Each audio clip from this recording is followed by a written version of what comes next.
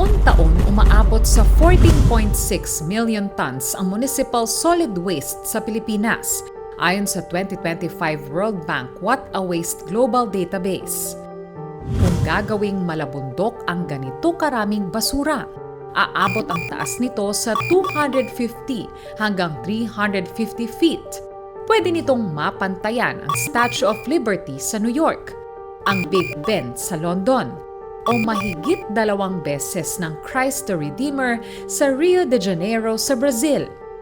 Sa pagdinig ng Senate Committee on Environment, Natural Resources and Climate Change nitong July 20, sinabi rin ni Department of Environment and Natural Resources Secretary Juan Miguel Cuna na batay sa projection, posibleng umabot ng 23.6 million metric tons ang solid waste sa ating bansa kada taon. Sa Metro Manila pa lang, 10,000 metric tons na ang basura kada araw. Kaya nitong pumuno ng 753 block containers na may habang 20 feet. Marami nang ipinanukalang solusyon para sa problema sa basura sa ating bansa. Isa na rito ang pagtatayo ng thermal waste-to-energy facilities. Sagot nga kaya ito sa waste management? Ang thermal waste-to-energy ay isang teknolohiya kung saan sinusunog ang mga basura para makapag-generate ng kuryente. Sa mga bansang may thermal waste-to-energy facilities, ang mga basura ay dinadala sa planta at inihihiwalay ang mga recyclable materials. Ang mga basurang pwedeng sunugin gaya ng papel, non-recyclable o single-use plastics, tuyong dahon, mga kahoy, tela at iba pang non-hazardous waste ay dinadala sa combustion chamber kung saan sinusunog ang mga ito sa mataas na temperatura. Ang init mula rito ay ginagamit para i-convert ang tubig sa steam. Ang steam naman ang siyang magpapaandar sa generator na magpoproduce ng kuryente. Ang waste-to-energy technology ay ginagamit na ng mayayamang bansa. Ang enerhiyang nagagawa ay depende sa laki at lawak ng planta.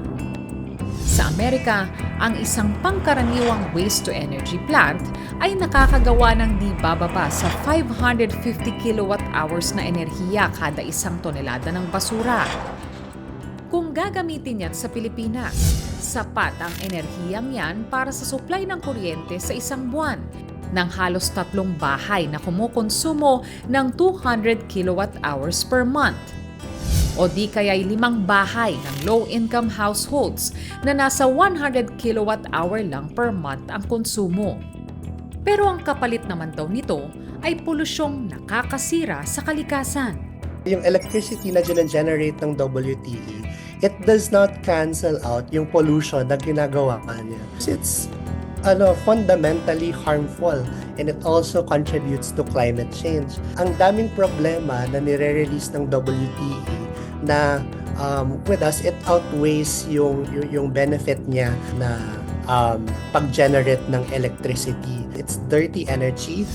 Sa isang roundtable discussion na hosted ng Oceana, isang respetadong marine conservation organization, ipinunto ng ilang eksperto na ang waste-to-energy ay posibleng magdulot ng toxic pollutant sa hangin, pati na ng nakalalasong wastewater at abo na naglalaman ng toxic metals at organic compounds. Maaari daw nitong makontaminate ang tubig at lupa na nakapaligid sa waste-to-energy facility.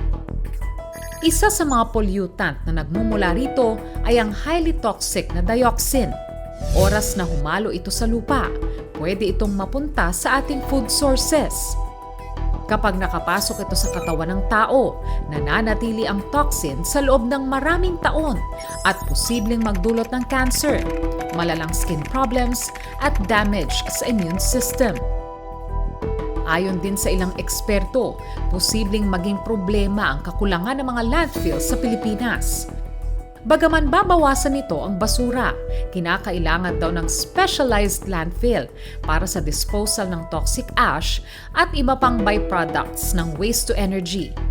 even si House Bill 9157 or yung Waste to Energy Act, it actually recognizes na yung mga residue from waste to energy facilities should still be managed and disposed in landfills. Yung thermal WTE in particular cannot actually make garbage disappear. Hindi mawawala yung basura.